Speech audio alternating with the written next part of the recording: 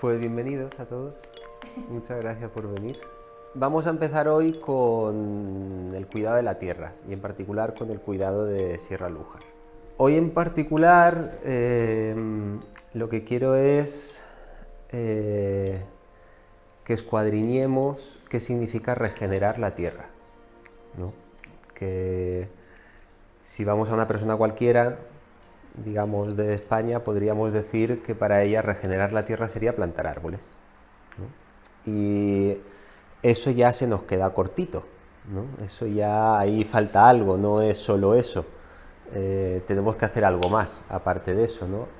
Actualmente vivimos una época que el árbol se ha hecho como si fuera el rey de la naturaleza o algo así, y se han olvidado de las bacterias, de los hongos micorrízicos, de los arbustos, de las hierbas y de todas las cositas que hay.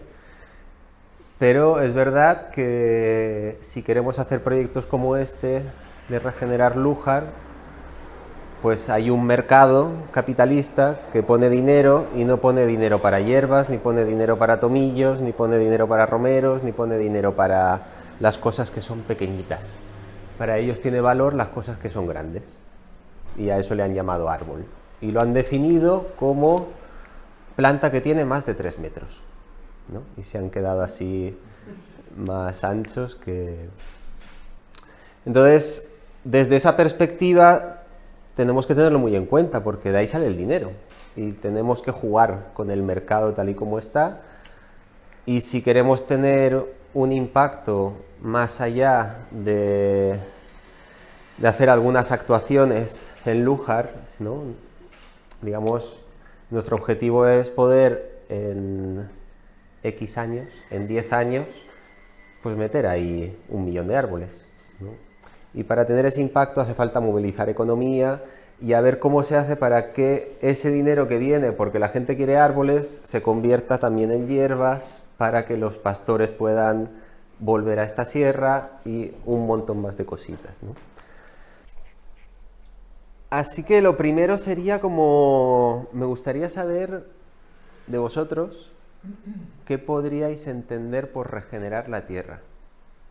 ¿Qué es o una manera de regenerar la tierra o qué se os ocurre de formas que se podrían regenerar la tierra? Y que hagamos una pequeña listita de lo que se nos ocurre aquí, de lo que podrían ser formas de regenerar la tierra. No nos vamos a meter en, como he dicho, en el tema de regenerar la salud humana, porque ahí sí que nos podemos liar un montón. Pero en regenerar la tierra no sabemos tanto, creo. Y así que vamos a intentar hacer una pequeña lista. Vamos a empezar por esa que es plantar árboles, que es como la más común. Si queremos regenerar, lo que tenemos que hacer es darle valor a todas esas cositas que están y que no vemos, ¿no? Vamos a ponerlo aquí al ladito. Le voy a llamar valorar la biodiversidad. ¿Sería la biodiversidad nativa? Sí. Bueno, es que si no es nativa... También es biodiversidad, sí, pero un eucaliptos aquí, pues hay que quitárselo del medio. Yo es que lo veo una pregunta trampa, porque, a ver, después de conocerte y conocer la cosa esta, yo me di cuenta que el suelo tiene más cosas que yo en la vida había oído, aun estando un poco implicada en los temas medioambientales, ¿no? Entonces, viendo que hay, no voy a saber el nombre ahora, Micorrizas.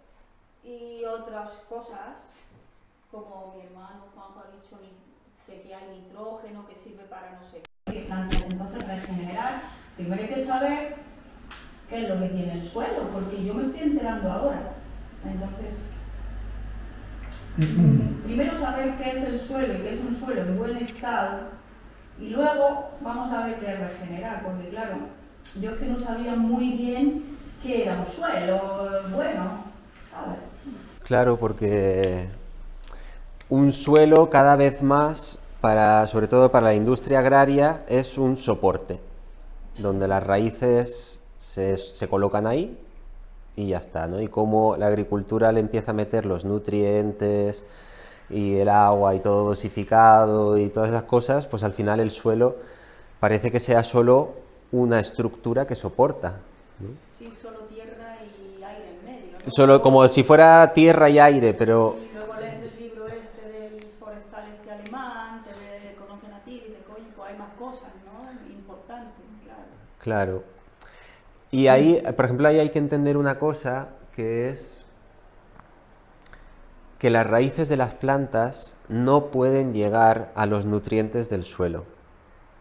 Es decir, los nutrientes están en sitios por el suelo, digamos, eso tiene toda una dinámica, pero no pueden llegar a ellas, a los nutrientes, o porque están metidos dentro de la estructura de la arcilla o de un granito de arena, y necesitan de un microorganismo que vaya a la superficie de la arena, empiece a hacer ahí sus metabolismos y consiga la raíz de la planta a través de ese microorganismo absorber un nutriente. Que lo mismo nos pasa en el estómago. Si nosotros comemos y no tenemos aquí microorganismos, todo se va para afuera. Si no tenemos ahí comunidades que vayan haciendo que los pelitos de nuestro intestino puedan absorber esa cosa que primero ha metabolizado el microorganismo, pues no podemos absorberlo, ¿no? Entonces el suelo es algo así, ¿no? Por ejemplo, las micorrizas creo que tienen 100 veces menos tamaño sus raíces que las de las plantas. Entonces se meten por huequitos que las plantas no llegan, y así pueden coger nutrientes, agua y cosas que no llegarían de por sí las raíces de las plantas, ¿no?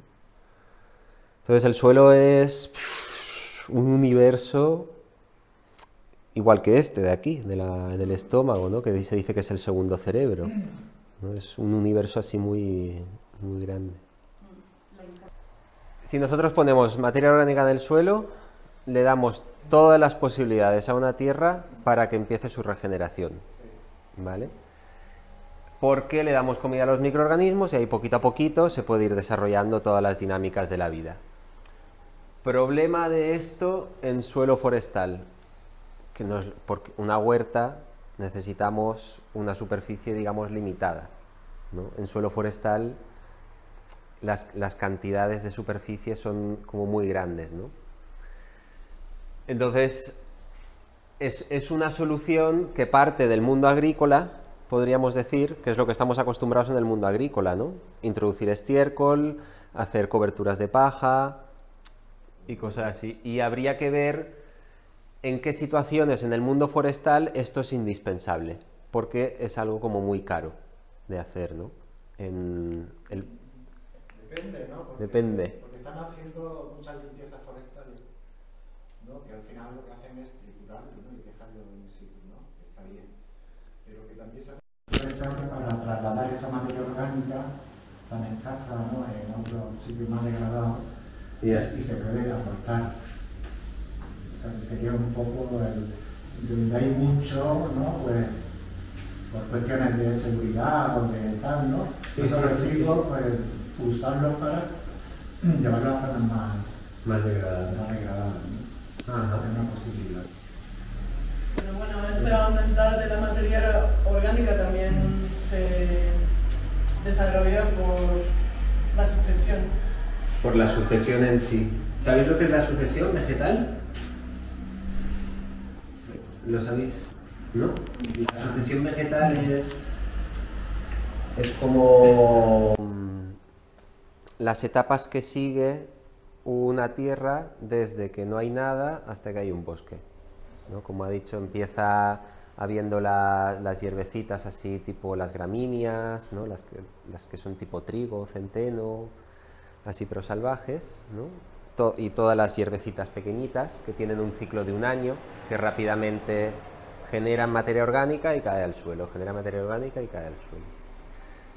De ahí pueden pasar a los tomillos, a los romeros, a arbustitos que ya son leñosos y que duran varios años de vida, o varias décadas de vida.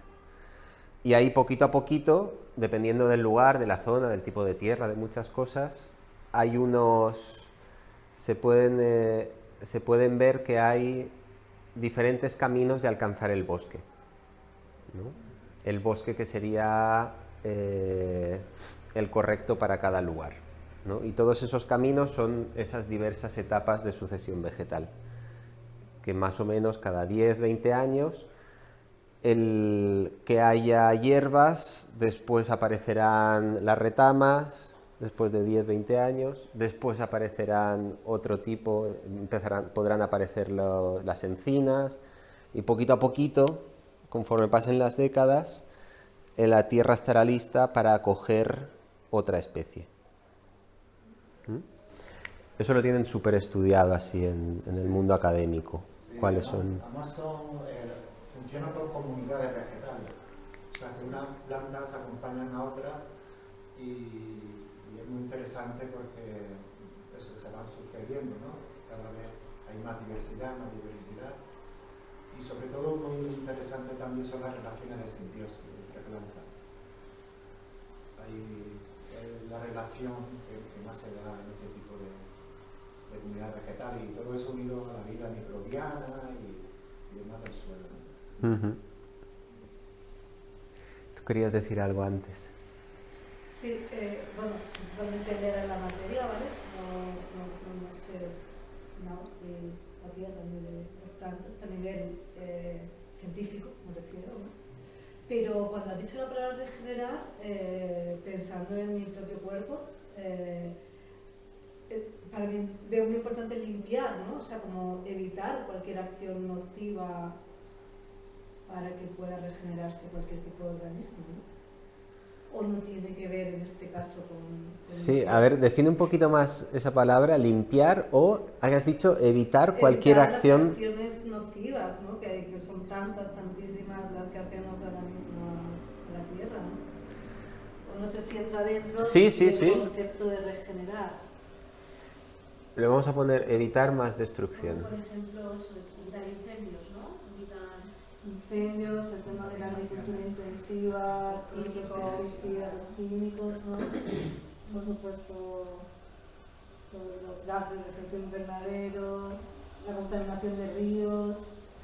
No sé, yo el agua lo veo como muy básico, ¿no? Y el agua ahora es tan difícil encontrar zonas de agua limpia, ¿no? Pero bueno, no sé, Sí, eso además es una cosa que a nivel global se puede valorar, medir y se paga. Es decir, igual te pagan por poner árboles que te pagan por evitar la deforestación.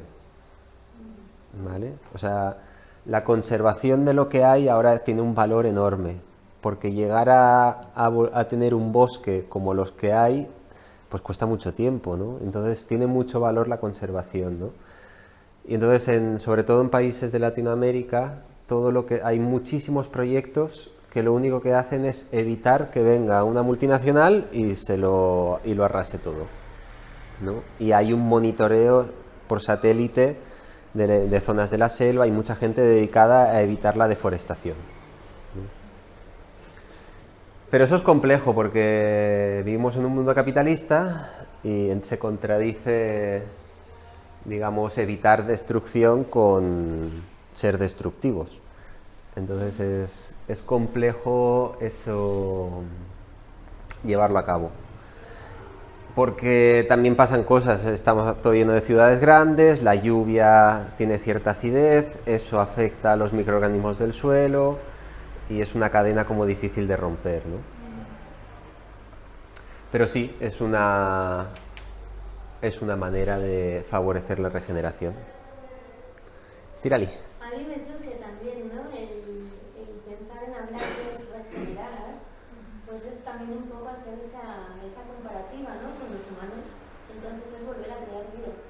Y creo que en el debate de ahora se ha puesto sobre la mesa que necesitamos crear esas condiciones para que la vida exista, es decir, observar, identificar qué es un suelo, aumentar las materias orgánicas, todo esto. Y casi cuando eso todo ya está un poco en plan, el ambiente ya está listo, nos faltan los bebés. Entonces tendríamos que empezar a hablar de semillas. Sí. ¿Qué tipo de semillas locales, qué tipo de semillas se plantan, procesos de... O sea, entrar ya un poco en, una vez que está creada como el surrounding, ¿no? Para generar esa vida en ese territorio, porque tampoco es que todos los sitios admiten determinados tipos de bosques, ¿no? O mismamente lo que comentabas antes, a veces, pues claro, esas mismas materias orgánicas que salen naturalmente y respetando los ciclos de caída de hojas, de árboles y así, muchas veces aquí no hay un roble que haga una super cama preciosa de hojas así, que va generando micorrizas y todo esto. Entonces, en la forma local, ¿qué tipo de bebés para ese lugar, no? Uh-huh.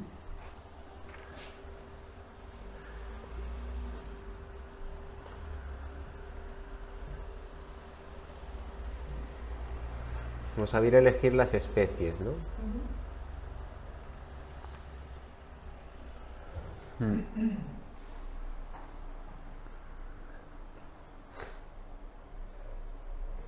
Espacios de diseños de retención de aguas.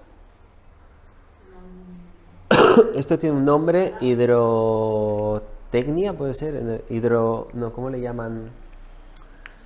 Es una cosa que le gusta mucho hacer a Traxa. Cuando hay un incendio, ponerse en los barrancos a poner troncos, y ahora pone troncos, antes ponía cemento, ¿no? Pero control hidrológico, podríamos decir, ¿no? Para evitar más erosión. Esto es algo que también se puede hacer.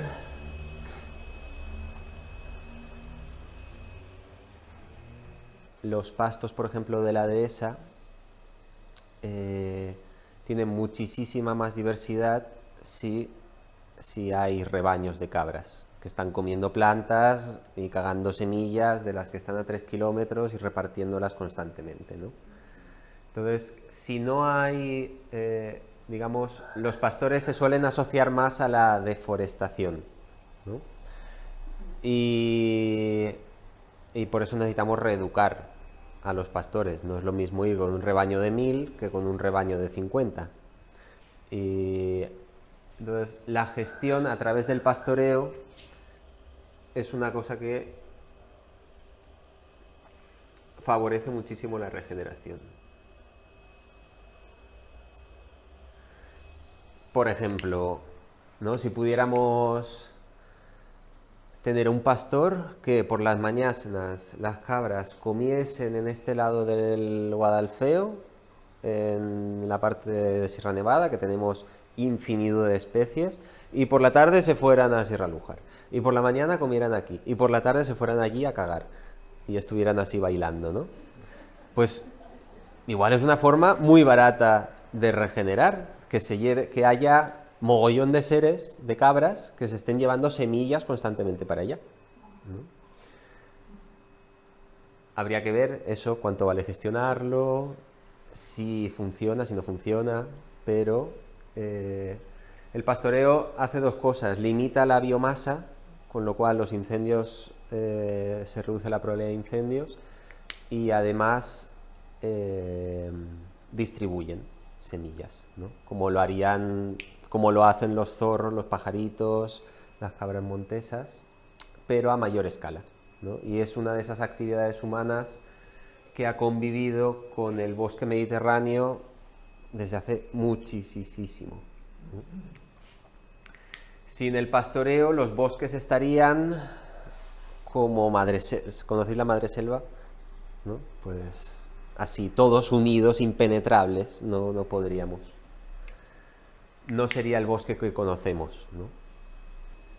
Hay otra que es la más evidente, que le vamos a llamar regeneración natural, que es que dejar a la naturaleza a su rollo, ¿no? Es decir, tendríamos que preguntarnos, ¿es necesario que favorezcamos la regeneración o no es necesario? ¿O en qué sitios sí y en qué sitios no? ¿O esto lo hacemos por la naturaleza o lo hacemos porque se nos acaban las posibilidades humanas de vivir aquí? Y tenemos que regenerar porque si no, nosotros ya no podremos vivir aquí cuando se acabe el agua y se acaben los árboles y todo. Entonces, muchas veces cuando nos ponemos a pensar que queremos, que amamos la naturaleza y queremos que haya un bosque, en realidad lo que queremos son árboles, aire, agua para nuestros hijos. Porque la naturaleza tardará 200, 300, 1000 años en regenerarse, pero a nosotros no nos queda tiempo para... O sea, si queremos que nuestras generaciones venideras sigan viviendo aquí, necesitamos que esos bosques vuelvan pronto y rápido, ¿no? Y la regeneración natural es lenta. Y si no, podemos observar, por ejemplo, vais para Granada, pasamos Lanjarón. ¿Habéis observado esa zona de, al pasar Lanjarón, que lo que son los bordes de la carretera son conglomerados de piedra, así redonda? ¿Sí?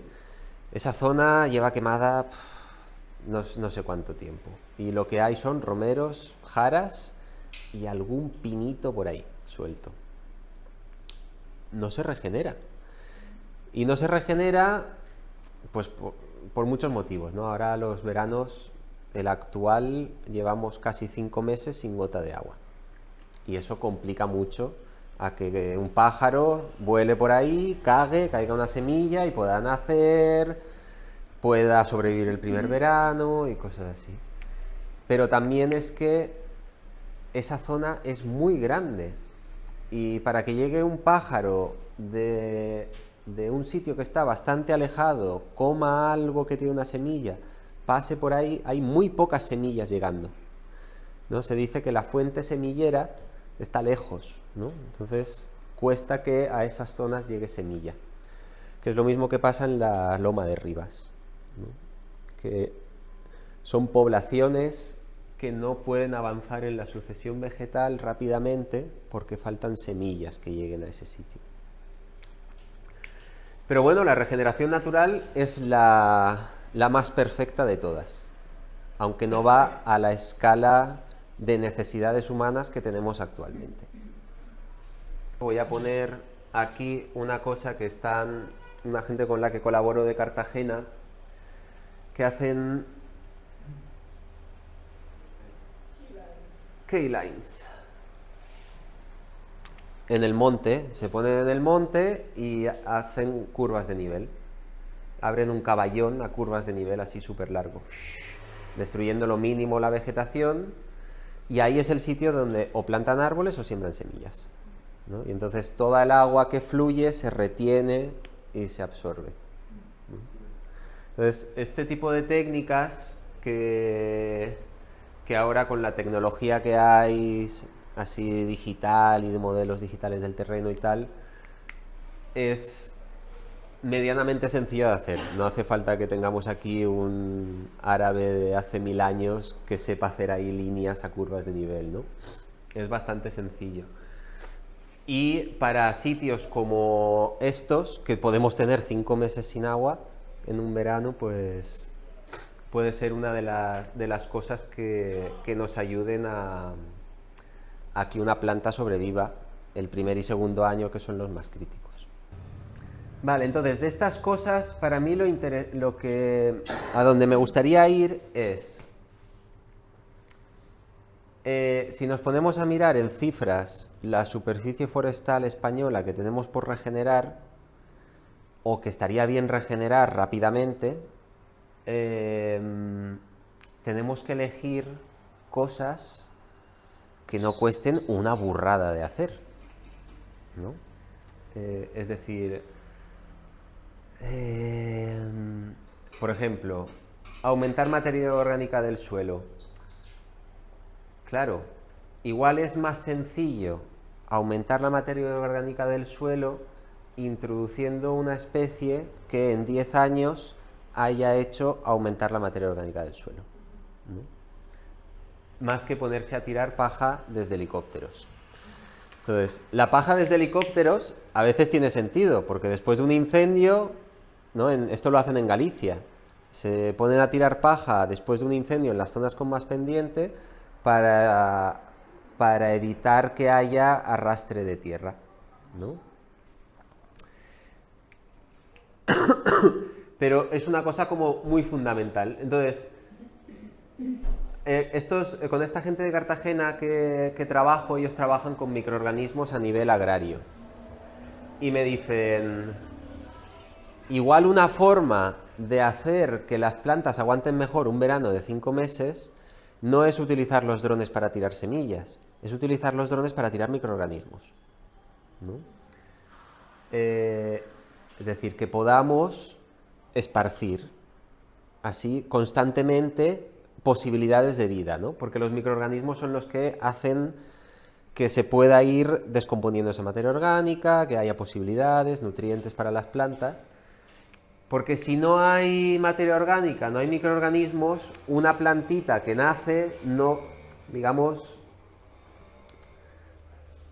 una plantita que nace, dependiendo de las posibilidades de nutrientes que tenga, se va a quedar así antes del verano o va a poder desarrollarse mucho más. Y ese desarrollo al final es lo que va a determinar que sobreviva o no sobreviva un verano largo, ¿no? El cuánto de larga se hace su raíz. Entonces, cuando nos ponemos a elegir cómo favorecer la regeneración de un monte, una cosa indispensable es la economía, ¿no? Es como, con los recursos que tenemos, ¿qué podemos hacer? ¿Y qué queremos hacer, ¿no? Entonces, si en vez de plantar árboles encontramos la manera de que la siembra funcione, es mucho más barato y aprovechamos el potencial de la naturaleza para que la raíz de las semillas pueda penetrar naturalmente en el suelo. Si plantamos árboles, el árbol que plantamos va en una macetita. Lo plantamos y va a tardar 2 años en echar raíces. Y durante 2 años lo tenemos que regar. Muchísima energía, muchísimo dinero invertido en eso, ¿no?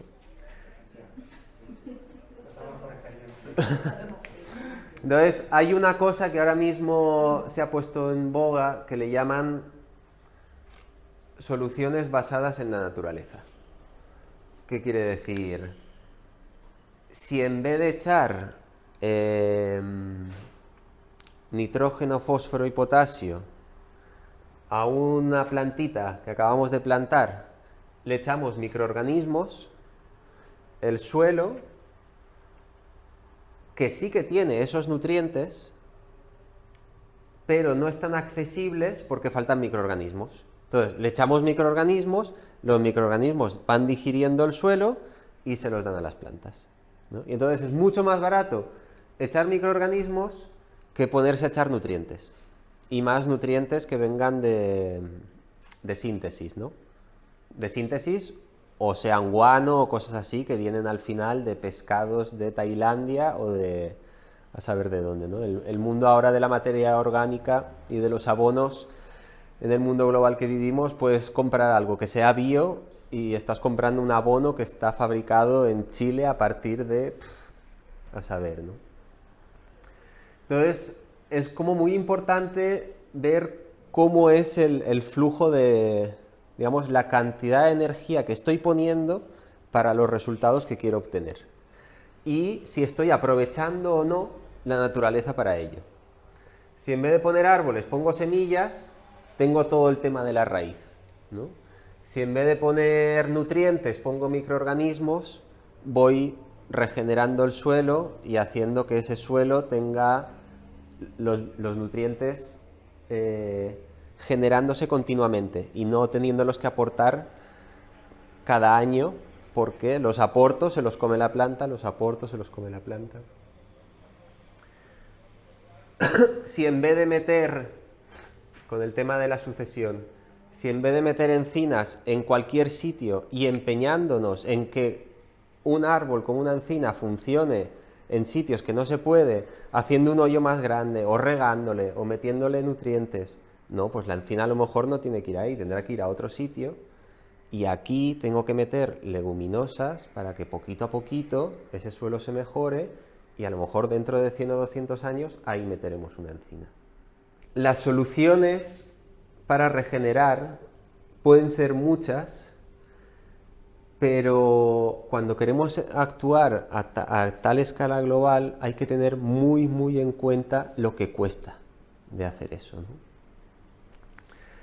Y claro, vivimos en el sitio, uno de los sitios más difíciles del mundo, ¿no? Aquí, Marruecos, Almería, Murcia, son sitios muy, muy complejos y a veces habrá que pensar en hacer soluciones que cuesten más dinero de hacer, pero que le puedan dar el empujón necesario los primeros años para eso. Y con el pastoreo es que nos falta que haya más pastores, o sea, más posibilidades de que hagan viajar las semillas. Yo creo mucho en el pastoreo como forma de gestión de los bosques, y me gustaría encontrar la manera de que no solo sea de gestión de los bosques, sino de gestión de zonas que están para regenerar, ¿no? Por ejemplo, esto que parece una locura de que coman a un lado del río y caguen en el otro lado del río, puede parecer una chorrada, pero si a un pastor se le paga un plus para que haga eso, no es caro y igual tiene suficiente de impacto, ¿no? Los pastores tienen rebaños actualmente en una economía capitalista. Ellos tienen que vivir, su familia tiene que vivir y ellos tienen que vivir más o menos como vivimos todos. Y a día de hoy llevan el monte 5 meses sin agua. ¿Eso qué implica? Que el hombre o va a todos los sitios posibles, y todos los sitios posibles está todo súper seco.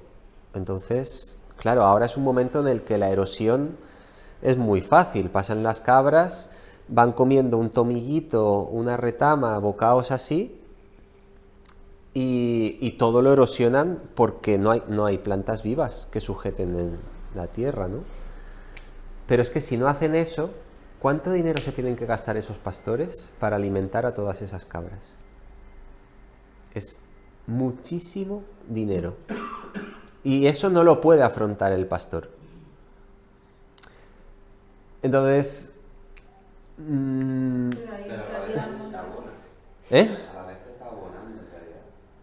O sea, si al final se obtiene... Pero es que ya no hay nada que abonar. Es sobrepastoreo. Es un sobrepastoreo. Sí, tiene mucha cantidad de peces, pero si no, claro, yo visualizo un rebaño pequeño, que son animales poco pesados, compactan poco, ahora meten para acá. Y ya la tienes peor. No es lo mismo que pasa un día. Depende de la cantidad, porque aquí hay uno que tiene 500 y cuando viene deja ya casi listo papeles. Listo. No tengo ni tomillo para hacerme la infusión cuando salgo a mi casa al río y cojo, ¿sabes? Y cuando viene el jovencico este de Órgida, pues no sé, yo no sé cuántos tiene, no lo sé, 20 o... No, pues... 100 y pico. Ah, pues bueno, pues lo que sea. Pues no es lo mismo 500 y que se ve, ¿sabes? Una cosa, vale, lo otro, destroyer. Es verdad. Sí, Ya no sale pendiente así. Esto no es una de esas, esto está así empinado y a la que pasan 500 que tú... Claro. No solo eso, sino también como dicen que hay sobrepastoreo. Van mordiendo romero, lo van pegando un día, y la verdad que yo, por ejemplo, conozco una zona en Cástara, que está cerca de mi pastoreo, y me quedo sorprendido la vegetación, porque es que a base de pasar, bocadito, es que los romeros y estos se los está tan cargando, ¿sabes? Sí, eso es todo lo contrario, son factores de desertización. Son factores, cuando se pasan, son factores, pero eso pasa en Marruecos, es increíble, ¿no? Como... Y mira que allí tienen pequeños rebaños, pero claro, al final llueve tan poco, la capacidad que tiene la tierra de regenerar no va al ritmo que van los rebaños comiendo, ¿no? Y eso tendría que ser una cosa que estuviera súper regulada. ¿no? O sea, tenemos este ecosistema. Aquí, ¿cuántas cabras pueden entrar y cada cuánto tiempo? Porque si las cabras se comen las plantas antes de que echen semilla, pues claro, tampoco puede el ecosistema, o sea, va a menos, va perdiendo especies en vez de ganar, ¿no? Y eso no lo regula nadie, eso está ahí, los pastores hacen lo que quieren.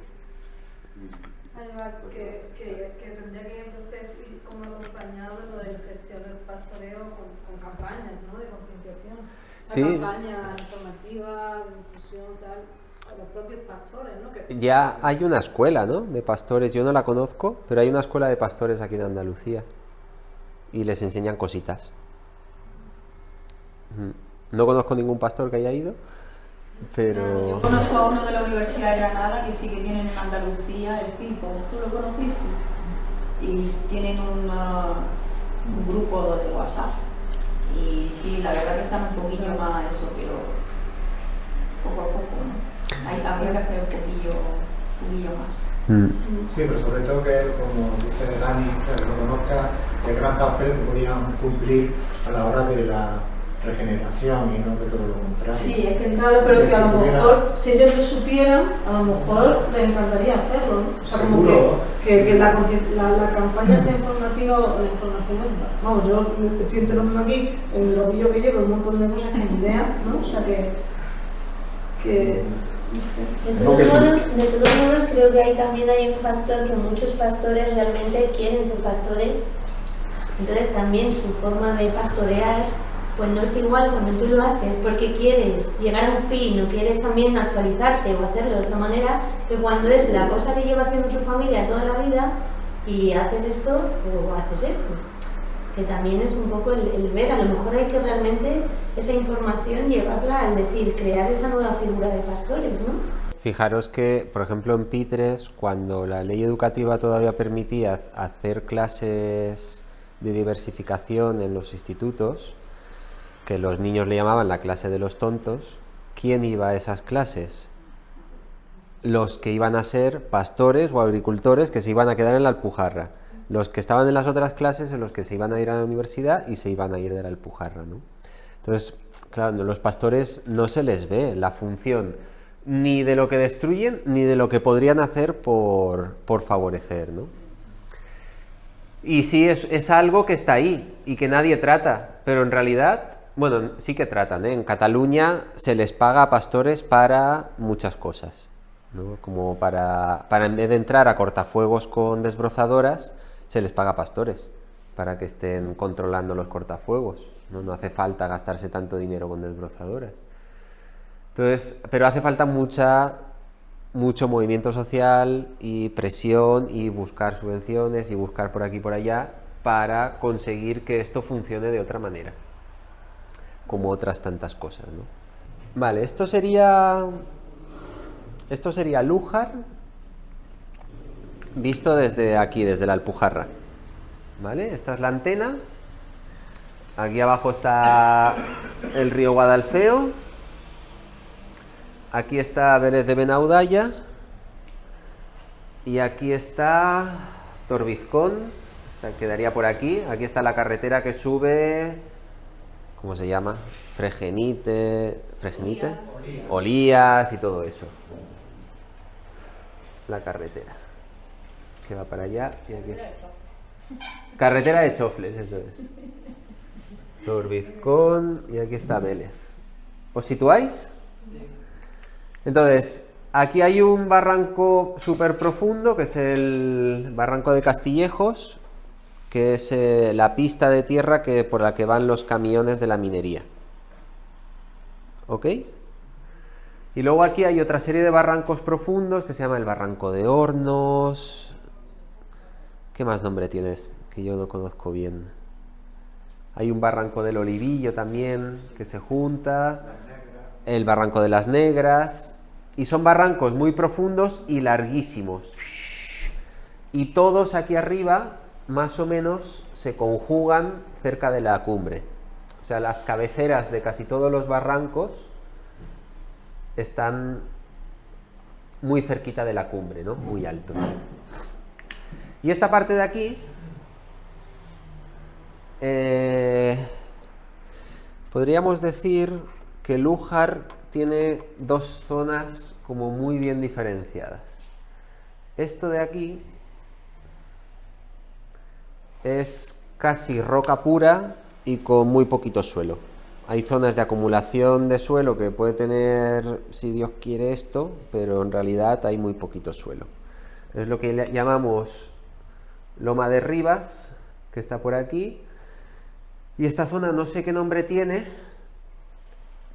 pero es, digamos, la frontera con la Contraviesa. Sí, la zona de Olías. Zona de Olías. Entonces, esta zona, hay zonas que están un poquito mejor, que no es la roca pura que tiene esto. Porque si os fijáis subiendo por la carretera, en toda esta zona hay alcornoques, justo al ladito de la carretera.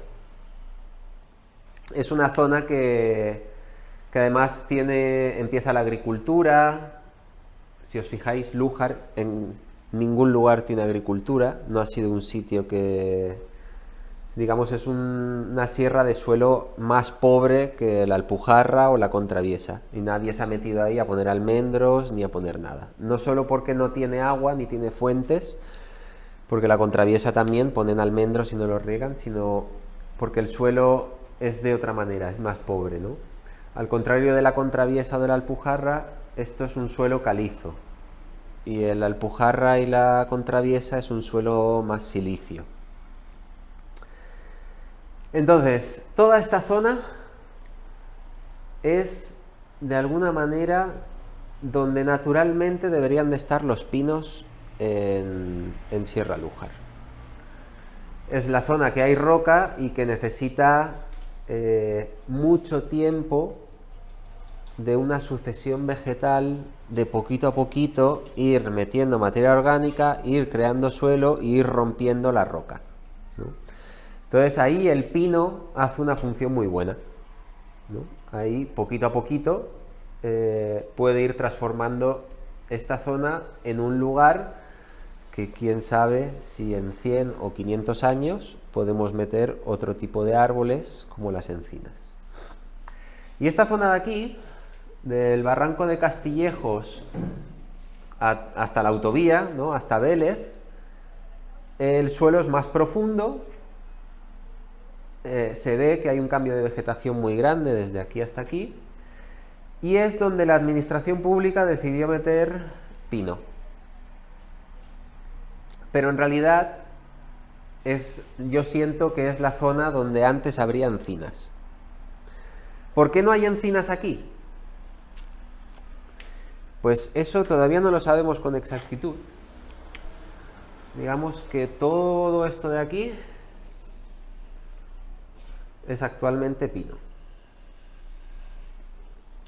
Ahora hablaremos de ese pino. Y aquí arriba, en la cabecera de los barrancos, cerca de la cumbre, toda esta zona de aquí, hay bosques de encinas. De encinas, de robles y de madroños. Unos bosques así muy lindos que hay arriba del todo. Y coscojas.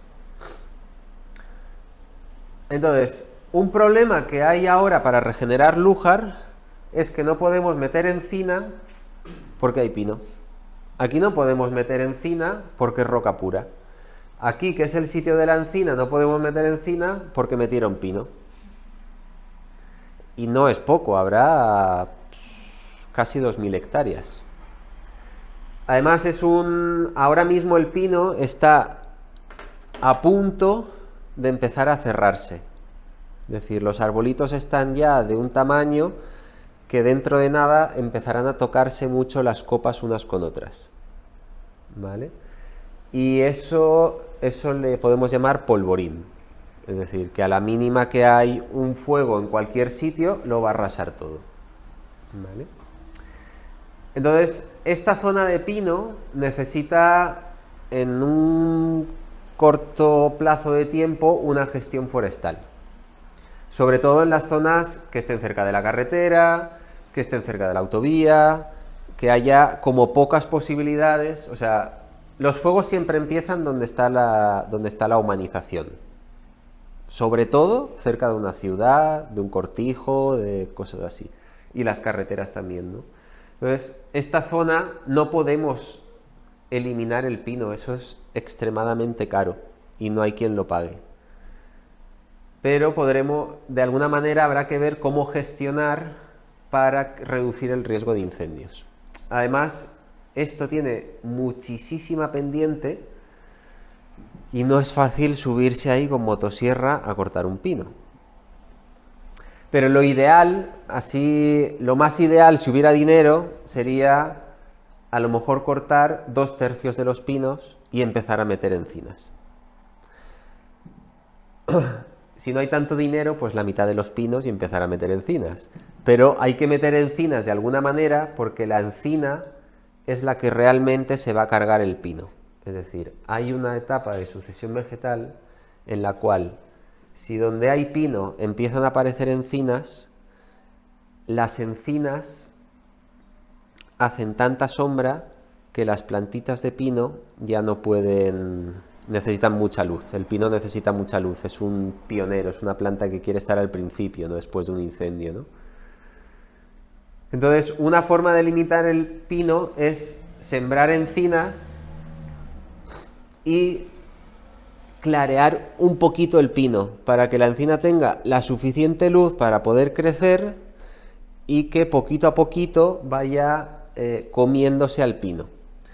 Si cuando se está comiendo al pino y genera mucha sombra abajo no deja que los pinos sigan naciendo, en 100, 200 años habrá muchas encinas y solo pinos viejos. Los pinos viejos irán cayendo y al final solo quedan encinas. ¿Vale? ¿Me habéis entendido más o menos esta cosa? Entonces, otra vez en esta cosa de como apoyarnos en lo que debería de pasar naturalmente, ¿no? Si se pudiera reducir un poquito el pino, que hubiera suficiente luz para que crecieran encinas y pudiéramos sembrar aquí bellotas, pues en 200, 300 años esto volvería a ser un bosque de encinas, ¿no? ¿Qué pasa? Que esto es muy grande, y actualmente nadie paga que se pongan árboles si se tiene que quitar otro. ¿Entendéis? Es decir, esto dejarlo así es que se incendie. Si queremos meter encinas no podemos porque para meter una encina tengo que quitar un pino. Y eso en el mercado actual no es posible encontrar dinero para quitar un árbol para meter otro. Y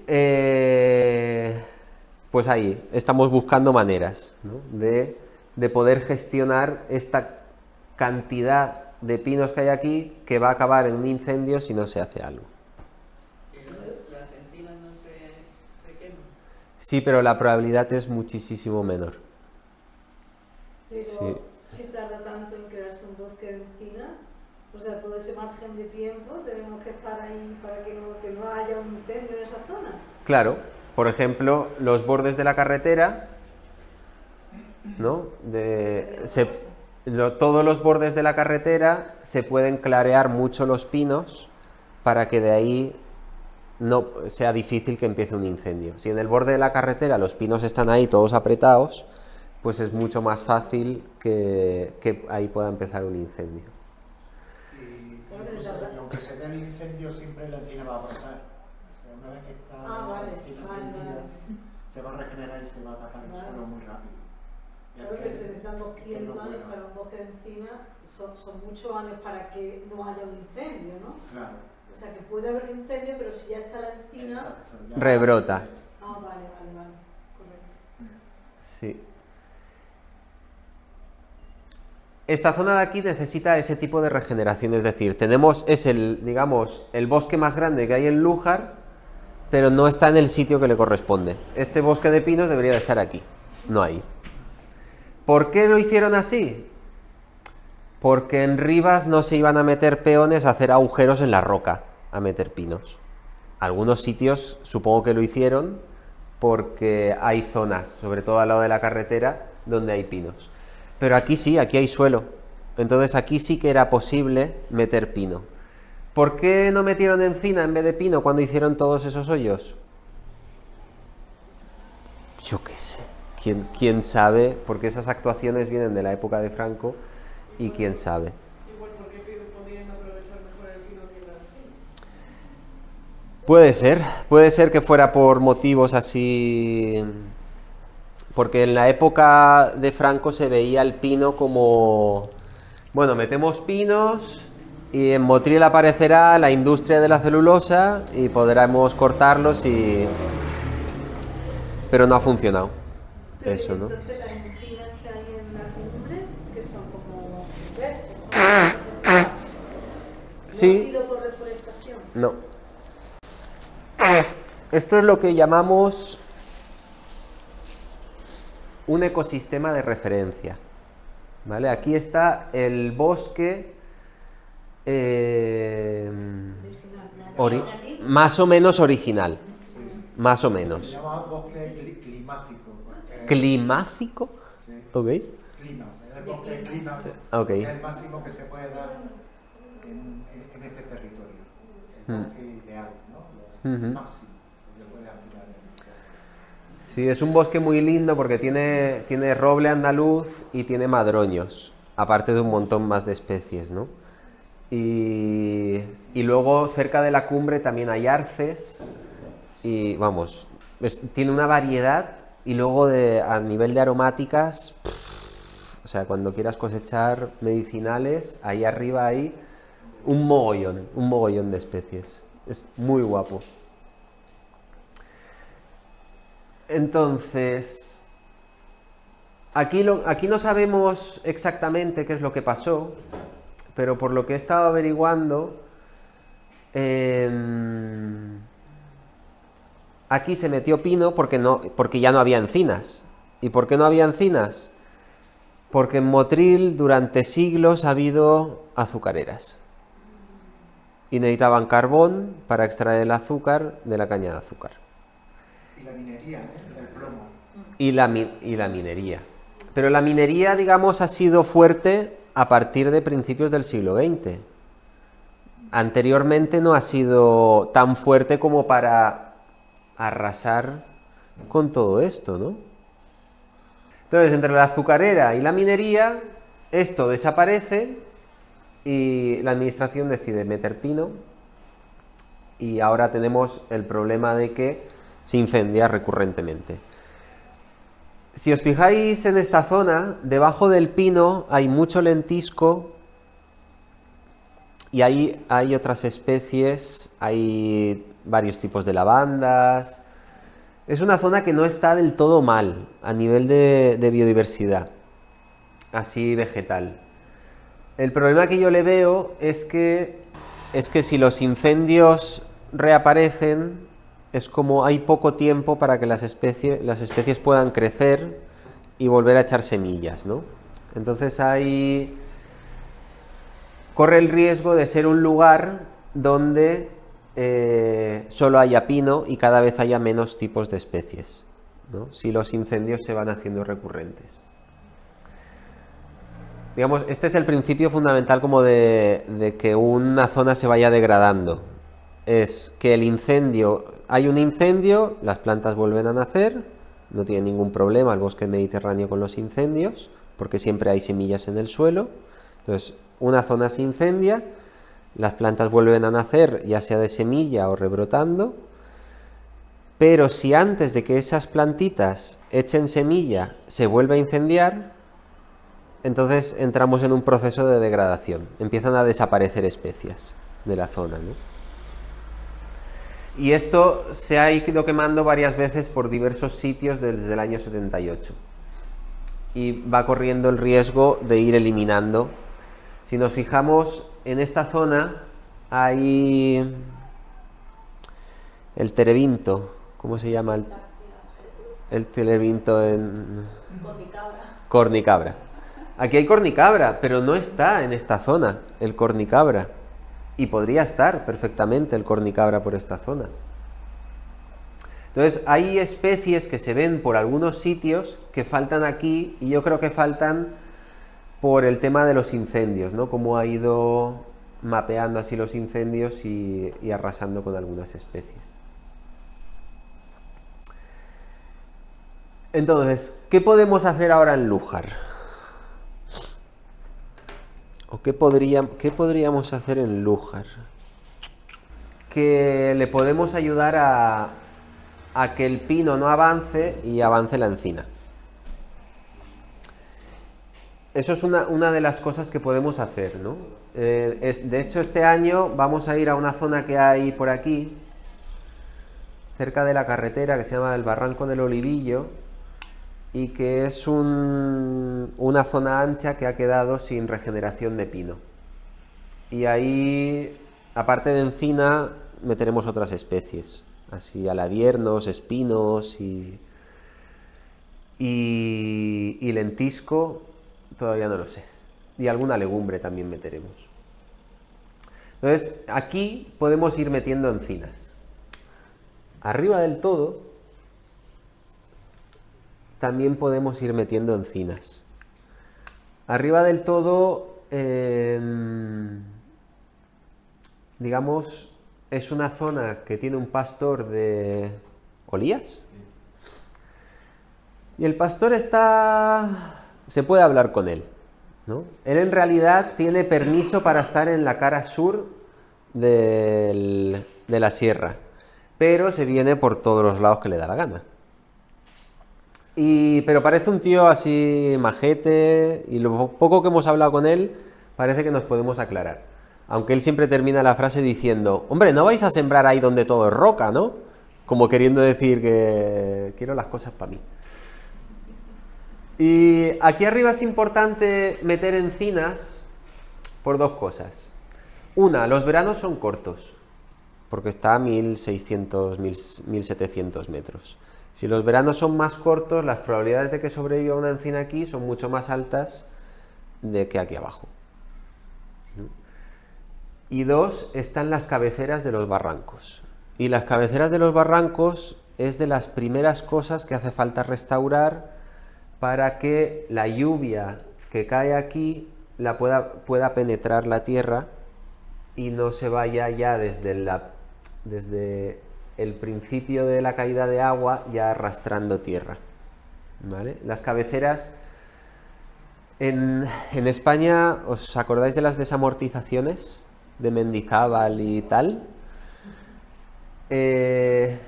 Durante el siglo XIX se vendieron 7 millones de hectáreas de bosque, que se dice pronto 7 millones de hectáreas. El Estado lo vendió para convertirlo en pastos o agricultura de secano. Y se talaron 7 millones de hectáreas de bosque para pagar los gastos de la guerra de los siglos anteriores, ¿no? Porque como España siempre ha gestionado mal las cosas, pues el dinero que traían de Perú se lo robaban los ingleses, y los ingleses tenían que prestar dinero a los españoles para poder seguir mandando barcos a coger oro, pero se lo volvían a robar, y entonces al final España se arruinó y vendió sus bosques para pagar la factura. Entonces, después de arrasar esas 7 millones de hectáreas, empezaron en España las inundaciones. Una cosa que no había pasado nunca, que las ramblas se inundaran de tal manera. Entonces, los técnicos medioambientales de la época, lo primero que hicieron a finales del siglo XIX fue restaurar el mayor número de cabeceras posibles, porque ya no había tantos bosques como para hacer que el agua penetrara, ¿no? Y se iba todo hacia los barrancos y las ramblas. Entonces, las cabeceras son como, según voy entendiendo yo, como uno de esos primeros sitios donde hay que actuar, ¿no? Y este año vamos a ir a la cabecera del Barranco de Castillejos y lo vamos a ver, ¿no? Que es muy guapa esa cabecera ahí arriba, no sé si habéis estado alguna vez. Arriba donde están las antenas, es un barranco que llega allí y da una vuelta así súper anchota, y ahí tenemos trabajo para años, sembrando ahí bellotas. Y vamos a meterle también algo que no está en esta sierra, pero que está en Cazorla y en la Sierra de María Los Vélez, que es un tipo de pino que todavía no está en esta sierra, pero que vamos a intentar meterlo, que se llama pino laricio. Y que en las sierras cercanas está en las cumbres haciendo bosquetes de pino laricio con las encinas. Entonces queremos reproducir ese modelo, que quedan escasos bosquecitos de pino laricio con encina en Cazorla y en Sierra de María, y ver si aquí puede funcionar. Y luego las otras cosas que podemos hacer es buscar los mejores sitios de aquí para meter pino. Aquí hay manchas diversas de pino en toda esta zona, pero hay zonas que hay bosquetes como de legumbres, ¿no? Las legumbres son una planta que tienen la capacidad de coger el nitrógeno del aire y meterlo en el suelo, ¿no? Los que seáis agricultores sabéis que hay una cosa que se llaman abonos verdes, y se puede mejorar la tierra cultivando garbanzos, cultivando bézal y cualquier legumbre. Entonces en la naturaleza pasa lo mismo. Las zonas degradadas se van llenando de especies arbustivas tipo la retama, las genistas, los citisus, que son especies que tienen una bacteria en las raíces que pueden coger el nitrógeno del aire y se va liberando al suelo. Entonces, en Loma de Rivas hay diversos bosquetes grandes con esas legumbres, y eso serían una zona, yo creo que potencial para meter pino o incluso coscoja. Y eso tenemos que ir probándolo. La coscoja es como una encina pequeñita, ¿no? No sé si la conocéis. La coscoja es como si fuera la encina, pero en arbusto, en pequeñito. Entonces, todas esas zonas que ya tienen legumbres arbustivas, les podemos intentar meter la siguiente etapa, ya sea pino, coscoja o cositas así. Y en el resto tenemos que sembrar legumbres, y ahí hay como un trabajo así como muy grande de hacer un abono verde a lo bestia, ¿no?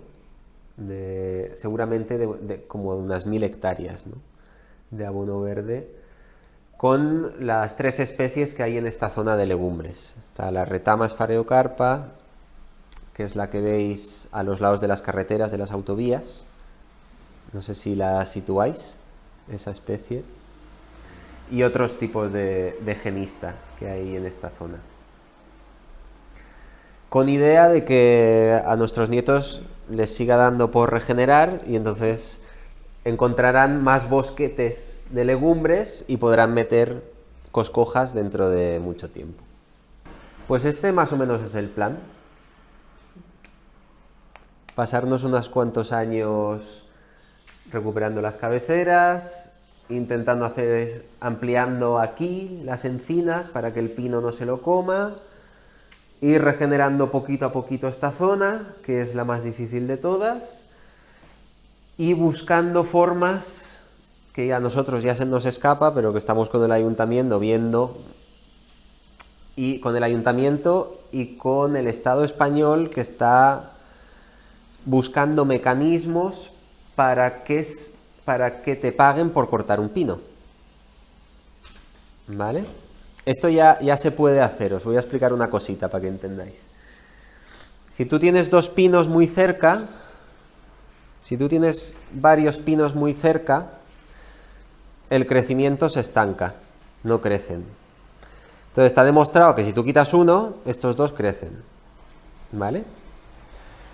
Como crecen, absorben carbono. ¿Sí? Absorben dióxido de carbono, que lo almacenan en la madera.